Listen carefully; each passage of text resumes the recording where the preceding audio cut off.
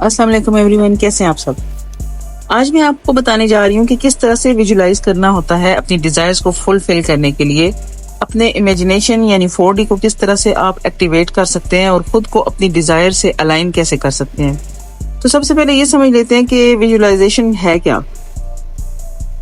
Visualisation एक mental movie कह सकते हैं इसको, कि जिसमें आप अपनी ख्वाहिश को पूरा होता हुआ देख रहे होते हो, या दूसरे लफ्जों में आप वो पर्सन होते हो अपने ख्यालों में, अपने तस्वर में, कि जिसके पास वो सब है जो उसको चाहिए होता है। ख्वाहिश एक हो या हजारों, इससे फर्क नहीं पड़ता।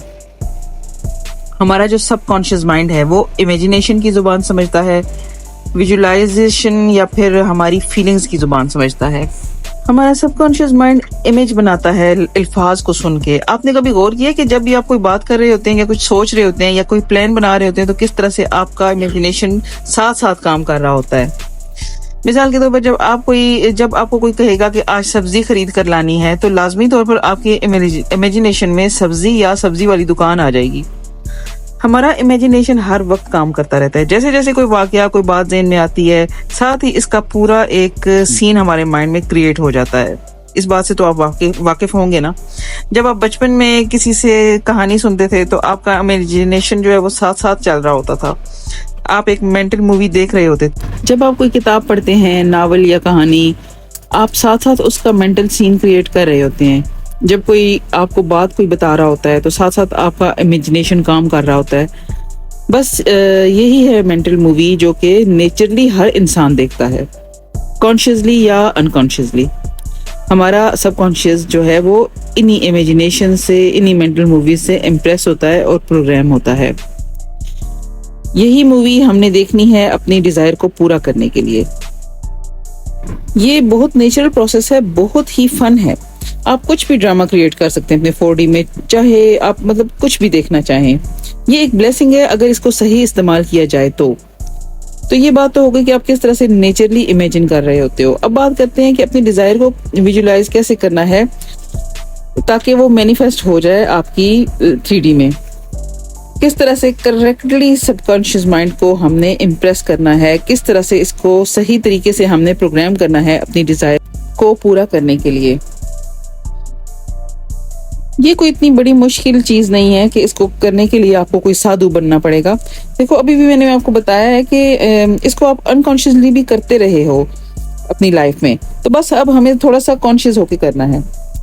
अगर आप डीप मेडिटेशन करते हो सुबह शाम, कम से कम 15 या 20 मिनट, तो इसमें अपनी डिजायर को पूरा होता हुआ देख सकते हो या अपनी डिजायर को अपने साथ देख सकते हो। तो ये बहुत अच्छा है, क्योंकि मेडिटेशन में हम ड्राउजी स्टेट ऑफ माइंड में होते हैं कि इस वक्त हमारा जो कॉन्शियस माइंड होता है वो इर्द गिर्द के माहौल से ज़्यादा अवेयर नहीं होता। तो ये बहुत अच्छा होता है कि हम अगर मेडिटेशन करते हुए अपनी डिज़ायर को विजुलाइज कर लें। तो करना आपने ये है कि आपने ज़रा रिलैक्स मोड में बैठ जाना है। 3-4 बार आपने गहरे सांस लेने हैं। उससे ये होगा कि आपका जो कोई मसल अगर टाइट है या आपके जहन में कोई उल्टी पुल्टी थॉट्स चल रही हैं तो वो रुक जाएंगी और आपका जो कंसंट्रेशन है वो इस साइड पे हो जाएगा। ठीक है, तो आप मेंटल सीन से भी काम चला सकते हैं, मेंटल मूवी भी बना सकते हैं, मतलब एक छोटा मोटा मेंटल इमेज भी बना सकते हैं। और अगर ये मेंटल मूवी हो और अगर साथ साथ में बहुत ज्यादा नेचुरल महसूस हो, अलग अलग जगह पर आप सुकून के साथ बैठे हुए हो, जैसे मिसाल के तौर पर आप ये मैनिफेस्ट करना चाह रहे हैं कि आपका बॉस या आपके इन लॉज जो हैं वो आपसे बहुत ज्यादा मोहब्बत रखते हैं, बहुत ज्यादा काइंड हैं, तो मेंटल सीन ऐसे क्रिएट करोगे कि उनका काइंड फेस अपने इमेजिनेशन में लाओगे। ठीक है, कि बहुत ही मेहरबान अंदाज में हल्की सी स्माइल के साथ वो आपको देख रहे हैं।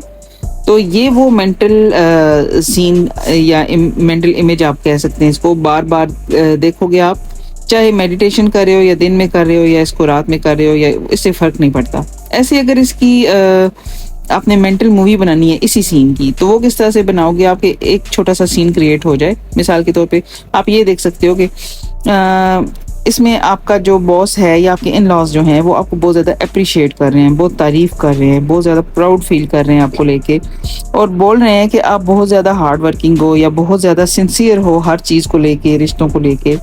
और आपके दिल में इन बातों की वजह से जो खुशी पैदा हो रही है, एक सेंसेशन है खुशी की जो उठ रही है, और वो आपको नेचुरली महसूस भी करनी है साथ साथ। बस यही करना होता है। अब सवाल ये होता है कि हम विजुलाइज कब करें, कहाँ करें, कितनी बार करें।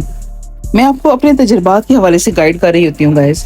तो इतना डीप किसी चीज़ को लेके कोई नहीं समझाता, ना कोई इतनी डिटेल बताता है। मैंने भी वीडियोस देखी हैं, मैंने भी चीज़ें स्टडी की हैं, लेकिन मतलब वीडियोस वगैरह ख़ास तौर पर उनकी मैं आपको बात बता रही हूँ कि वहाँ पे भी इतनी डिटेल से इतनी छोटी छोटी चीज़ को लेके नहीं समझाया जाता।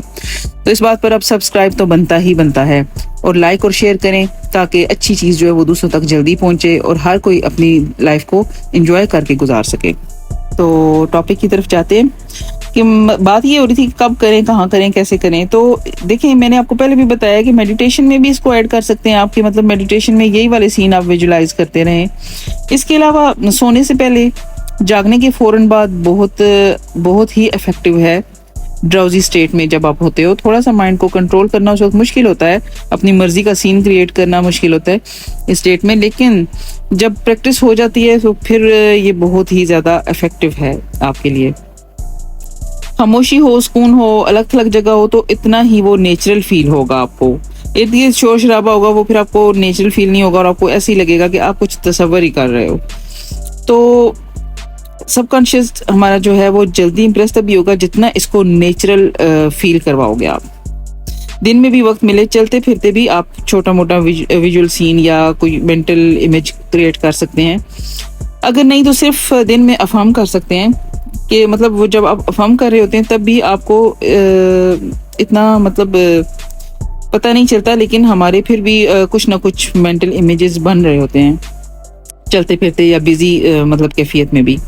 तो अफर्म करते हुए भी कुछ ना कुछ इस तरह से फर्क पड़ सकता है। ज़्यादा से ज़्यादा पॉजिटिव रहना होता है। रिजल्ट बहुत जल्द और बहुत खूबसूरत मिलेंगे आपको। वीडियो पसंद आए तो लाइक, शेयर और सब्सक्राइब कर दीजिएगा।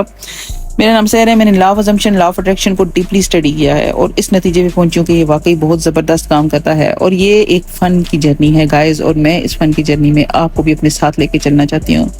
नेक्स्ट वीडियो तक इजाज़त दें। Take care.